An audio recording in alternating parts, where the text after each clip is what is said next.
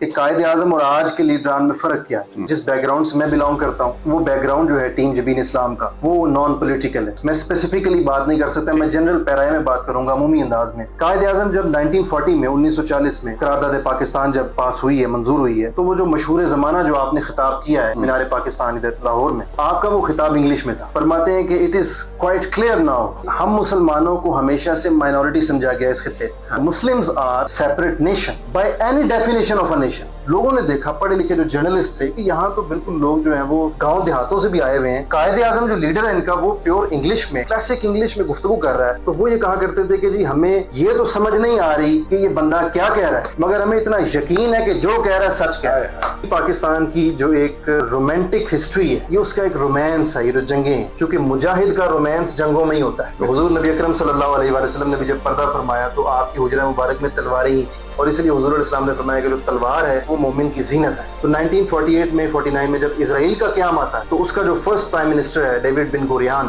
وہ جو اپنی اسمبلی میں اسپیچ کرتا ہے وہیں سے تانے بانے ملتے ہیں. وہ یہ بات برملا کہتا ہے کہ we have no fear out of Arabs than that of Pakistan, چونکہ یہ ایک آئیڈیولوجیکل اسٹیٹ ہے.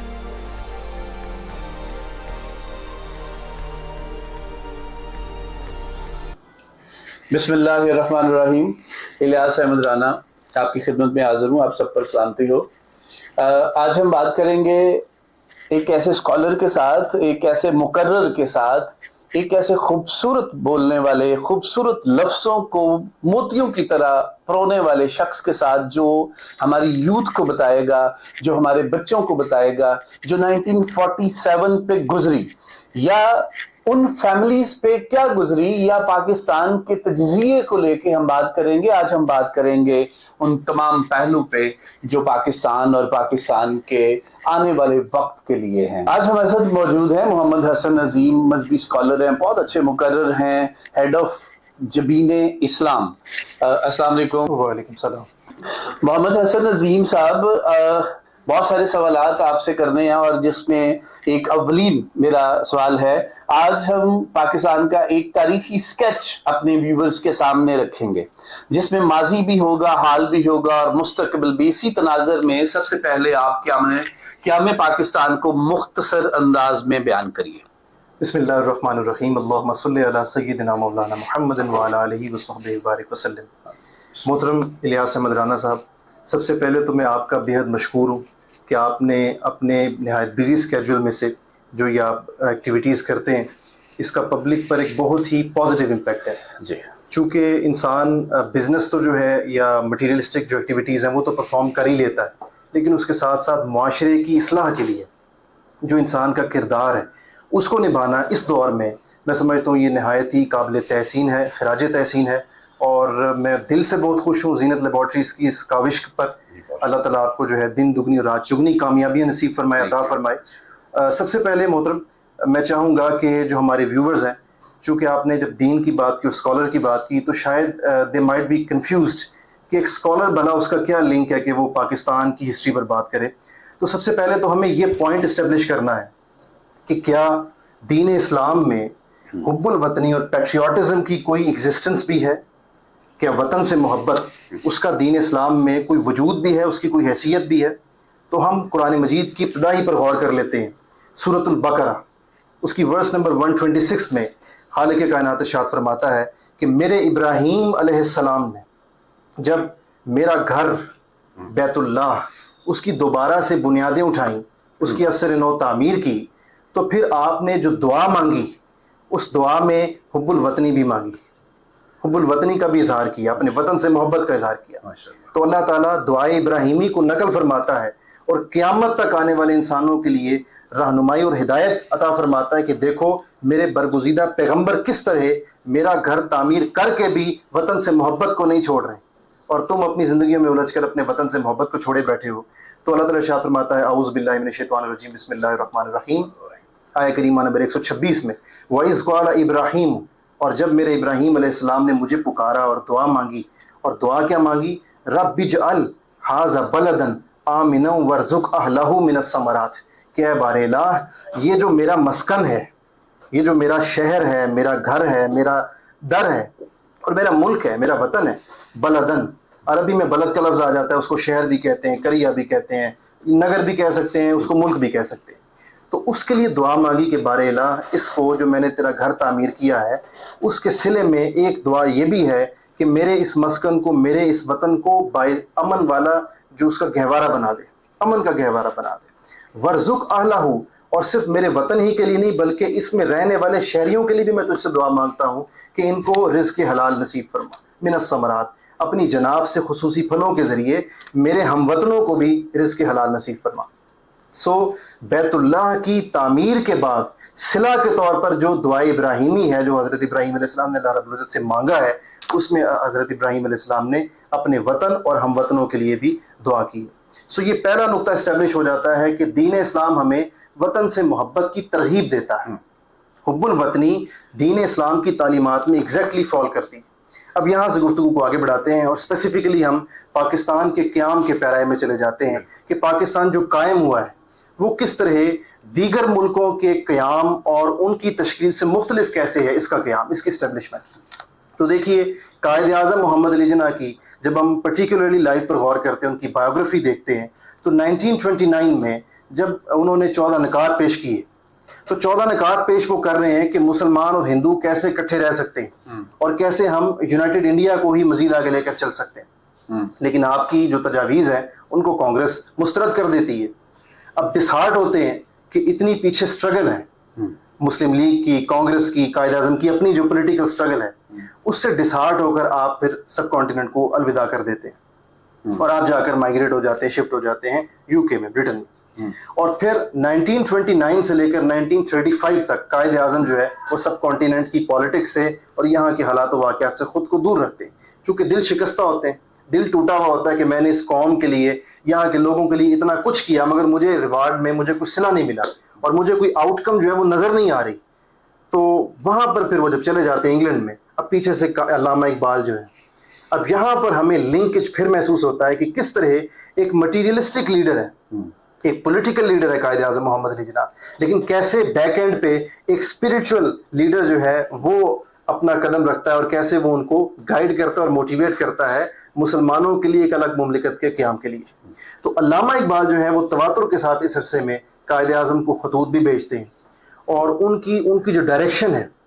اس کو اپنی استطاعت کے مطابق اور اپنے تئیں اس کو لائن میں لانے کی، یعنی اپنے طور پر جو وہ درست سمجھتے ہیں اس کو کوشش کرتے ہیں کہ محمد علی جناح کی جو ڈیسٹینی ہے، محمد علی جناح کی جو ورکنگ ہے، اس میں یہ چیز کمی اس کی محسوس کرتے ہیں علامہ اقبال کہ محمد علی جناح ابھی تک جو ہے مسلمان اور ہندوؤں کو وہ جوائنٹلی لے کر چلنا چاہ رہے ہیں اور وہ سمجھ رہے ہیں کہ شاید یہ اکٹھے جو ہے اپنا مستقبل پا لیں گے. لیکن علامہ کہتے ہیں کہ نہیں، چونکہ مسلمان جو ہیں وہ یہاں پر جب بھی رہیں گے ہندوؤں کے ساتھ تو وہ اقلیت کی حد تک ہی رہیں گے، اقلیت سے بڑھ کر، مائنورٹی سے بڑھ کر مسلمانوں کو کبھی ہندو ان کے حقوق نہیں دیں گے. لہذا وقت کا تقاضا ہے کہ مسلمان اپنی آزاد اور الگ مملکت قائم کریں اگر اسلام کو اس خطے میں ہم نے زندہ رکھنا ہے. سو 1930 میں جو خطبہ الہ آباد ہے، مشہور زمانہ ہے، تو علامہ یہی پیش کرتے ہیں کہ جناب پنجاب، یہ جو آج کا پاکستان ہے، اس کا سارا وہ روڈ میپ دیتے ہیں کہ اگر ہم نے یہ خطہ بھی کم سے کم ہے، علامہ یہ میکسیمم نہیں ارشاد فرماتے، وہ کہتے ہیں کم سے کم اگر ہم یہ خطہ بھی آزاد نہ کروا پائے تو پھر اسلام کی بقا جو ہے اس خطے میں وہ خطرے میں پڑ جائے گی. اور پھر یہ قوم کو سمجھانے کے بعد علامہ پھر رخ کرتے ہیں قوم کے لیڈر کی طرف، جس کو لیڈ کے لیے علامہ نے منتخب کر لیا، علامہ اقبال نے منتخب کر لیا، بلکہ قدرت نے منتخب کر لیا. تو علامہ پھر ان کو ترغیب دیتے ہیں، ان کو موٹیویٹ کرتے ہیں، پھر خود بھی تشریف لے کر جاتے ہیں یو کے میں، اور آخر کار پھر قائد اعظم جو ہے وہ علامہ کی وفات سے 3 برس قبل، چونکہ 1938 میں علامہ کا انتقال ہو گیا، تو 1935 میں قائد اعظم علامہ کے ایجنڈا پر اگری کر جاتے ہیں اور سب کانٹیننٹ واپس آتے ہیں. اور پھر جو 12 ایئرز ہیں یہاں سے آنورڈز، 1935 سے 47 تک، یہ 12 برس جو ہیں پھر وہ اس خطے کی تقدیر بدلتی ہے اور قائد اعظم جو ہے اپنی جانب سے وہ بھرپور کوشش کرتے ہیں کہ جس کی تاریخ میں کوئی نظیر نہیں ملتی. اور جو لارڈ ایٹلی ہے وزیر اعظم انگلینڈ کا، جو اس ٹائم پر تھا برٹن کا، جس کے ہوتے ہوئے پاکستان کی تقسیم ہوئی ہے، اس نے قائد اعظم کی وفات پر جب 1948 میں سپٹمبر 11 کو قائد اعظم کا وصال ہوا، تو اس نے یہ تاریخ ساز جملے کہے کہ اگر مجھے پتا ہوتا کہ محمد علی جناح نے 1 سال بعد فوت ہو جانا ہے تو میں کبھی بھی پاکستان کی جو ہے وہ تخلیق نہ ہونے دیتا، اس کا قیام نہ ہونے دیتا، کیونکہ پھر قیامت تک اس خطے میں اور کوئی ایسا مائی کا لال پیدا نہیں ہونا تھا کہ جو مجھ سے، ہم سے پاکستان لے لیتا. تو یہ پاکستان کا جو قیام ہے اس کے پیچھے قائد و اقبال اور ان کے ساتھ جو مخلص لیڈرز تھے ان کی انتھک محنت ہے، اور وہ بے مثال اور لازوال جد و جہد ہے کہ جس کی تاریخ میں ہمیں اور کوئی اگزامپل ڈھونڈنے سے کم میں ملتی۔ اچھا جی، میرا سوال ہے کہ اس میں کوئی دراہے نہیں ہے کہ پاکستان کا قیام قائد اعظم رحمۃ اللہ علیہ کا مرہون منت ہے، لہٰذا قائد اعظم اور ہمارے موجودہ قائدین میں کیا آپ فرق دیکھتے ہیں؟ اچھا محترم رانا صاحب، میں چاہوں گا کہ صرف ایک مختصر انداز میں جو ہے وہ ڈفرنس واضح کرتا چلوں، چونکہ جس بیک گراؤنڈ سے میں بلانگ کرتا ہوں وہ بیک گراؤنڈ جو ہے ٹیم جبین اسلام کا وہ نان پولیٹیکل ہے، تو میں اسپیسیفکلی بات نہیں کر سکتا، میں جنرل پیرائے میں بات کروں گا عمومی انداز میں کہ قائد اعظم اور آج کے لیڈران میں فرق کیا ہے۔ قائد اعظم جب 1940 میں 1940 میں قرارداد پاکستان جب پاس ہوئی ہے، منظور ہوئی ہے، تو وہ جو مشہور زمانہ جو آپ نے خطاب کیا ہے مینار پاکستان ادھر لاہور میں، تو آپ کا وہ خطاب انگلش میں تھا، اور قائد فرماتے کیا ہیں؟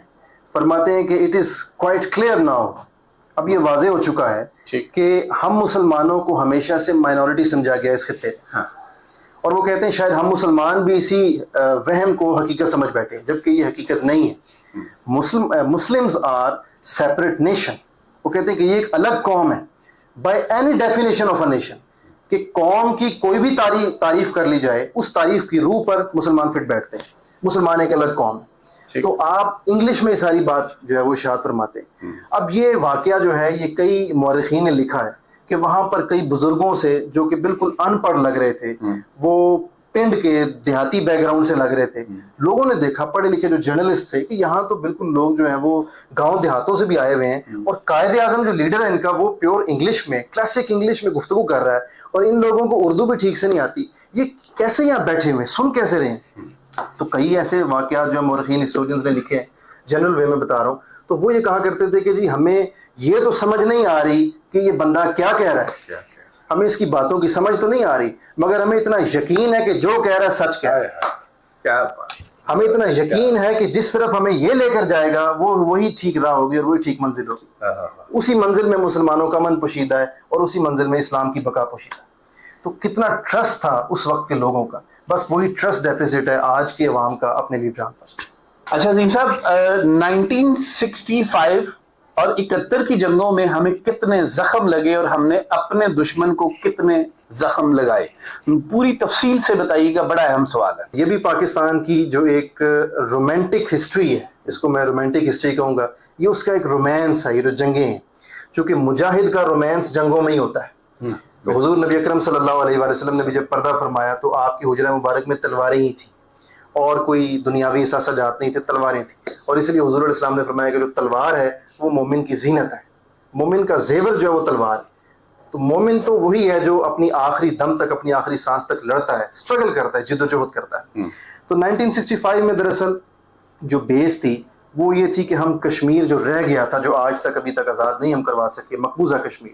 انڈین آکوپائڈ کشمیر، ہم اس کو آزاد کروا لیں۔ اس کے لیے آپریشن جو ہے گرینڈ سلیم ہوا، انفارچونیٹلی لوکل کمیونٹیز کی وجہ سے یا کوئی اور بھی فیکٹرز تھے، ابھی ہم اس پر ڈیٹیل میں نہیں جاتے، وہ آپریشن کامیاب نہیں ہو سکا۔ اب اس کے جواب میں ہندوستان تو ظاہری بات ہے ہم سے اسکیل وائز اور اکنامیکلی اور ہم سے اسٹریٹجیکلی بھی وہ بڑا ملک ہے، آج بھی بڑا ملک، اس نے پھر ہم پہ وار امپوز کی، اس نے ریٹیلیٹ کیا۔ وہ آپریشن جو تھا کشمیر کا، وہ جب ہمارا ناکام ہوا تو وہ شاید زیادہ جو تھا وہ اترا گیا تھا اپنی طاقت پر، غرور میں آ گیا تھا، تو اس نے اپنے غرور کا مظاہرہ کیا اور رات کو حملہ کر دیا 6 ستمبر 1965 کو، اور پھر دنیا نے دیکھا کہ یہ برقی کا مورچہ تھا، اور میجر راجہ عزیز بھٹی شہید ہیں اپنے 200 سپاہیوں کے ساتھ، 200 جوان ہیں، افسر بھی کوئی نہیں، جوان ہے 200، اور 4000 کا مقابلہ کر رہے ہیں، 6 دن تک دشمن کو انہوں نے لاہور کی حدود کراس نہیں کرنے دی۔ الٹا مسلمان جو فوج ہیں، جو پاکستان کی فوج ہے، وہ ہندوستان کی حدود میں داخل ہو جاتی، یعنی تاریخ حیران رہ جاتی ہے، اور مورخ جو ہیں وہ سر پکڑ کے بیٹھ جاتے ہیں کہ یہ کیسے ممکن۔ پاکستان فوج کی جو تعداد ہے وہ 2,60,000 2,70,000 ہے، کم و بیش، اور جو انڈین آرمی ہے اس کی تعداد اس وقت 7 لاکھ سے بھی بہت ہے، یعنی کہ کوئی کمپیریزن نہیں بنتا، کوئی 1:3 کی ریشو بن جاتی ہے، 3 گنا بڑا دشمن ہم سے، اور ٹینکس اس کے پاس ہے۔ پھر چونڈا کے مقام پر دیکھیے، سیکنڈ ورلڈ وار کے بعد ہسٹورینز بھی یہی کہتے ہیں، ورلڈ وائڈ یہ چیز ایڈمٹ ہوتی ہے، بی بی سی نے بھی یہی لکھا، TRT CNN وغیرہ، یہ سب ان کی رپورٹس موجود ہیں، 1965 کی وار کے حوالے سے کہ جو ٹینکوں کی جنگ ہے وہ سیکنڈ ورلڈ وار کے بعد دنیا کی سب سے بڑی جنگ وہ 1965 میں ہوئی ہے اور وہ سیالکوٹ میں چونڈا کے مقام میں ہوئی ہے. تو بعض دفعہ ہم یہ بھول جاتے ہیں کہ پاکستان جو ہے اس کی اہمیت کیا ہے. دیکھیے دنیا میں اور بھی تو کتنے ملک ہیں, کیوں سیکنڈ ورلڈ وار کے بعد دشمن نے ٹینکوں سے کسی اور قوم کو کیوں نہیں آزمایا؟ سب سے بڑی جنگ ٹینکوں کی ہم پر ہی کیوں امپوز ہوئی اور ہمیں صرف ایک جہت سے نہیں کئی جہتوں سے گھیرنے کی کوشش کی گئی؟ آخر وجہ کیا تھی؟ وجہ ذرا تھوڑا سا مزید پیچھے چلے جائیں تو 1948 میں 49 میں جب اسرائیل کا قیام آتا ہے تو اس کا جو فرسٹ پرائم منسٹر ہے ڈیوڈ بن گوریان, وہ جو اپنی اسمبلی میں اسپیچ کرتا ہے وہیں سے تانے بانے ملتے ہیں. وہ یہ بات برملا کہتا ہے کہ we have no fear out of Arabs, ہمیں عربوں سے اتنا خوف نہیں ہے دین دیٹ آف پاکستان. چونکہ یہ ایک آئیڈیالوجیکل اسٹیٹ ہے, اس کا جو قیام ہے وہ نظریے کی بنیاد پر آیا ہے. اگرچہ اس کی قوم مکمل طور پر نظریے کو نہیں سمجھتی, لیکن چونکہ ملک وجود میں آ گیا ہے, بیک اینڈ پہ نظریہ ہے, تو یہ نظریہ کسی نہ کسی دن ہمیں ہٹ کر جائے گا. جی عظیم صاحب بتائیں ذرا, پاکستان کے ایٹمی طاقت بننے کے سفر پر روشنی ڈالیں کہ یہ ایک ناممکن محسوس ہونے والا کام ہم نے کیسے کیا. بہت سارے اپنے اندازے بیان ہے کہ کچھ کہتے ہیں جی نواز شریف صاحب نے بڑی قربانیاں دی, بہت سارے لوگ کہتے ہیں جنرل ضیاء صاحب نے بڑی قربانیاں دی, ملک ریاض سے لے کے اور بڑے بڑے میں سمجھتا ہوں بزنس مین اور بڑے بڑے بیوروکریٹس اور بڑے آرمی پرسنز نے اس میں بڑی قربانیاں دی ہیں. ایکچوئل سٹوری ہمارے عوام, ہمارے ویورز کو بتائیں ایکچوئل سٹوری کیا ہے. اچھا, یہاں پر ہو سکتا ہے کہ ویورز میں سے یہ نہ کوشچن آ جائے کہ سر آپ نے جو ہے نا پاکستان کا پازیٹیو ایسپیکٹ تو کور کر لیا 1965 کا, 71 کا کور نہیں کیا. تو دیکھیے جب آپ میدان عمل میں ہوتے ہیں تو فتح بھی ملتی ہے, ناکامی بھی ملتی ہے, اور جو مرد مجاہد ہے جس طرح وہ فتح کو انجوائے کرتا ہے اسی طرح وہ شکست کا سامنا بھی دلیری کے ساتھ کرتا ہے, بہادری کے ساتھ کرتا ہے. اور جس طرح افواج پاکستان نے تمام اطراف سے, چاروں اطراف سے گھیرے ہونے اپنے مطلب گھیراؤ تھا مشرقی پاکستان میں, بنگال میں 1971 میں سپلائی لائن کٹ چکی تھی, آپ اپنے سپاہیوں کو, فوجیوں کو کوئی رسد نہیں پہنچا سکتے تھے. اور یہاں پر بھی میں بتانا چاہوں گا کہ جو مسکنسیپشنز ارائز کروائی جاتی ہیں پاک آرمی کے حوالے سے کہ شاید ہمارے کو 90,000 فوجی تھے, it must be clear, categorically clear کہ پاک آرمی کے جو ٹروپس تھے 1971 میں وہ کسی سٹیج پر بھی 50,000 سے ابو نہیں ہوئے. اس پہ بی بی سی, اس پہ سی این این کی رپورٹس موجود ہیں, انٹرنیشنل میڈیا کی رپورٹس موجود ہیں کہ پاک آرمی کے جو ٹوٹل دستے ہیں اس میں رضاکار بھی شامل ہیں, اس میں وہ دستے بھی شامل ہیں جو صرف سپورٹیو تھے, جو جنگیں نہیں لڑتے تھے فوج کی بلکہ وہ فوج کو سپورٹ کرتے تھے. وہ اس میں میڈیکل آپ کا شعبہ اس میں طبقہ بھی تھا. تمام آپ کے جتنے فوجی دستے ملا لیں تو کل تعداد بھی 50,000 سے زیادہ نہیں تھی, جبکہ وہ 50,000 سے کم فوج کو کیا بنا کے پیش کیا گیا کہ 90,000 فوجی جو ہیں وہ گرفتار ہو گئے تھے. پھر اسی طرح اور بہت سارے جھوٹ جو ہیں وہ پاک فوج سے متعلق اکہتر میں جو ہیں, چونکہ دشمن کو موقع مل گیا, ہمیں شکست ہوئی. اس کے کئی اسباب ہیں ہمیں شکست ہوئی, چونکہ زمینی رابطہ نہیں تھا ہمارا مشرقی بنگال کے ساتھ. اس کے باوجود ہماری فوجوں نے جس قدر دلیری سے وہ جنگ لڑی ہے, جنرل مانک شاہ جو اس وقت کا آرمی چیف انڈیا کا, اس کی سٹیٹمنٹ آن ریکارڈ موجود ہے. He gave an interview to B B C, اس نے آن ایئر یہ بات کہی ہے کہ میں نے اپنی زندگی میں کسی فوج کو اتنی جانفشانی سے لڑتے نہیں دیکھا جو میں نے 71 میں پاک آرمی کے جوانوں کو لڑتے دیکھا. اس نے کہا کہ میں نے کئی پاکستان آرمی کے جو قید کر لیے گئے تھے فوجی, ان سے میں نے پوچھا کہ تم کیوں لڑ رہے تھے اتنی جانفشانی سے, تمہیں کیا ملنا تھا؟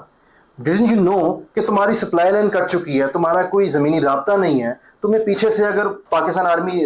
ریفیوز کر دے تو تمہیں بچانے والا کوئی نہیں ہے, تمہاری زندگیاں یا گل سڑ جائیں گی, پھر بھی تم لڑ رہے تھے. تمہاری آنکھوں میں ہم نے خوف نہیں دیکھا, تمہیں پیچھے سے بھی گھیر لیا گیا, تمہیں آگے سے بھی گھیر لیے گئے, چاروں شانے تمہارے چت کر دیے گئے ہیں, مگر تم سرنڈر نہیں کرتے تھے انٹل اور انلیس کہ جب ہائی کمانڈ سے تمہیں سرنڈر کرنے کہا گیا, تم تو لڑ رہے تھے. تو وہ چیز جو تھی, وہ جذبہ اور وہ جو ایمانی ولولہ تھا, وہ Indian army chief general Manekshaw خود اس کا آئی وٹنس ہے, اور بی بی سی پر اللہ کی شان ہے کہ اس کا یہ انٹرویو موجود ہے. بالکل ٹھیک. تو یہ 1971 میں اگرچہ ہمیں شکست ہوئی لیکن اس کی بھی بڑی رومانٹک داستانیں موجود ہیں. سپاہی مقبول حسین کو, بس میں آپ کا چونکہ وقت کافی قیمتی ہے میں اس کو سم اپ کروں گا. سپاہی مقبول حسین جنہیں پہ 2007 میں غالباً جو ہے وہ رہا کروایا گیا, وہ 71 میں ہی قید ہوئے تھے, سپاہی مقبول حسین. اور ان سے صرف اتنی ڈیمانڈ کی گئی تھی کہ بھائی آپ پاکستان مرد آباد کا نعرہ لگا دیں تاکہ اس کو ہم ریکارڈ کر کے دنیا کو دکھائیں کہ یہ ہے پاکستان آرمی کے فوجی کہ شکست ہونے کے بعد ان کے کیسے مرائل ڈاؤن ہو چکے, حوصلے پست ہو چکے. اس سپاہی مقبول حسین نے, وہ کوئی آفیسر نہیں تھا آرمی کا, اس نے پاکستان مرد آباد کا نعرہ نہیں لگایا. انہوں نے اس کے سارے ناخن جو ہیں وہ کھینچ لیے, اس کی زبان تک کاٹ دی. جب وہ پاکستان آئے تو بول نہیں پا رہے تھے, اور انہوں نے پہلی خواہش کا یہ اظہار کیا, حالانکہ ان کا گھر جو تھا وہ یہاں پنجاب والی سائڈ پر تھا, مگر انہوں نے خواہش کا اظہار کیا کہ مجھے لے کے جایا جائے کے پی کے, چونکہ میری یونٹ وہاں پر تھی جب میں جنگ لڑنے گیا تھا ادھر کے پی کے, ادھر بنگال میں. انہوں نے جا کر وہاں پر اپنی اٹینڈنس کروائی کہ میں واپس آ گیا ہوں, میں سپاہی مقبول حسین 71 میں گیا تھا, اب آیا ہوں. زبان نہیں ہے, ناخن جو ہے وہ سارے ترشے ان کے جو ہے وہ کھینچے ہوئے ہیں, یعنی کہ ظلم و بربریت کی انتہا تھی. مگر ایک سپاہی مقبول حسین, اس نے یہ دنیا کو بتا دیا کہ اگر جذبہ ایمانی ہو, ایمانی غیرت ہو, تو ایک سپاہی بھی اسلام کا وہ شکست قبول نہیں کرتا, وہ جھکتا نہیں دشمن کے آگے. سو 71 کے بعد ہم نے کچھ سبق سیکھے,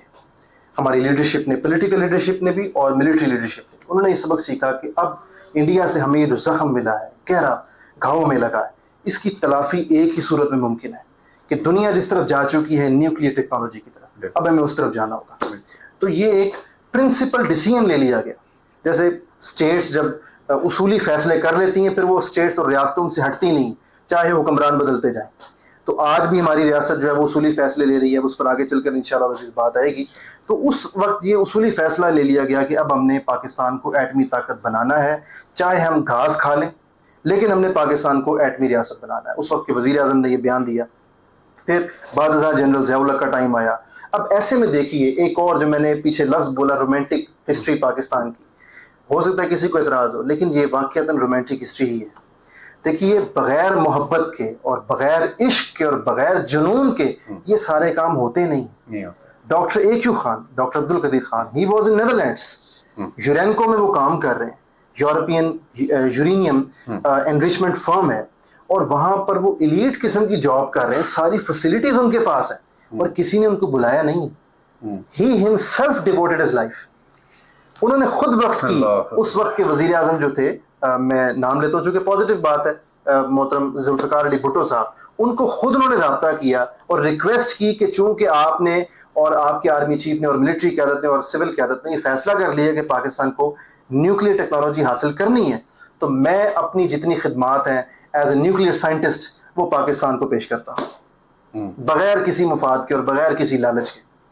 تو ڈاکٹر اے کیو خان جیسے لوگ باہر بیٹھے ہوئے تھے. آج ہمارے نوجوان چاہتے ہیں کہ کسی نہ کسی طریقے سے ہمارا ویزا لگ جائے, چاہے وہ گریس کا لگ جائے, چاہے وہ کسی بھی ملک کا لگ جائے, یورپ کے کسی ہلکے سے ہلکے ملک کا کیوں نہ لگ جائے. اور ڈاکٹر اے کیو خان 1979 میں وہ نیدرلینڈس کو چھوڑ کر پاکستان آتے ہیں, اور صرف چھوڑ کر نہیں آتے, وہ حتی الامکان کوشش کرتے ہیں کہ جو کچھ انہوں نے وہاں پر سیکھا ہے